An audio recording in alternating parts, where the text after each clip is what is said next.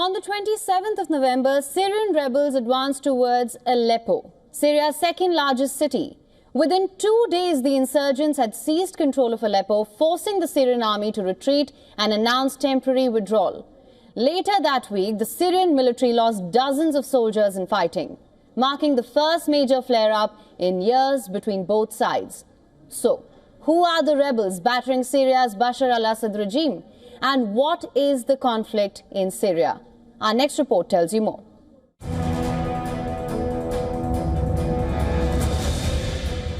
It is March of 2011 and the Arab Spring uprising has reached Syria. Young and old are out on the streets demanding an end to Bashar al-Assad's regime. With the fall of rulers in Tunisia, Libya and Egypt, Syrians are out to seek justice of their own. What no one saw coming was a 14-year-long crisis that followed. Over 300,000 civilians are dead. More than half of Syria's population has been displaced, and geopolitics is at play. This week, a rebel group, Hayat Tahrir al-Sham, that was confined to the northwest, made a surprise attack. They took over 2 cities of Aleppo and Hama to reach closer to the capital, Damascus. Since the start of the war, the power vacuums across the country had let armed groups flourish. The Islamic State gained a foothold in 2014 and established a caliphate, a presence that inflicted violence on minorities.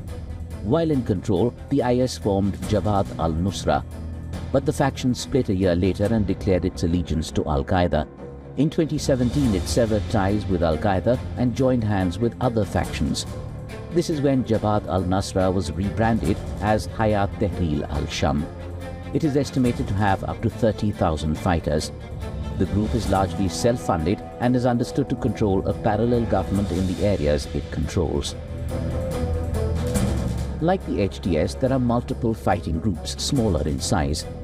Their ideologies are different, but the goal is the same: to topple the government of Bashar al-Assad. Syria is in a geopolitical war. Foreign backing and open intervention have played a large role. Russia officially entered the conflict in 2015 and has continued to support al-Assad since. Iran and Iraq, as well as Lebanon-based Hezbollah, have all backed the government. Turkey, Saudi Arabia and the United States don't have their boots on the ground, but have supported different opposition factions for different reasons. Turkey, which shares a long border with Syria, is fighting the Kurds. Saudi Arabia has been a key player in supporting the proxy war by supplying local rebel groups with finances and weaponry. The United States started funding the Syrian Democratic Forces under the pretext of fighting the Islamic State. Recently, Israel targeted some Hezbollah strongholds in Syria as an extension of its war at home. At the time of recording this show, this is where things stand.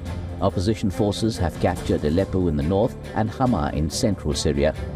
They're advancing towards Homs, which if seized would open the road straight to Damascus.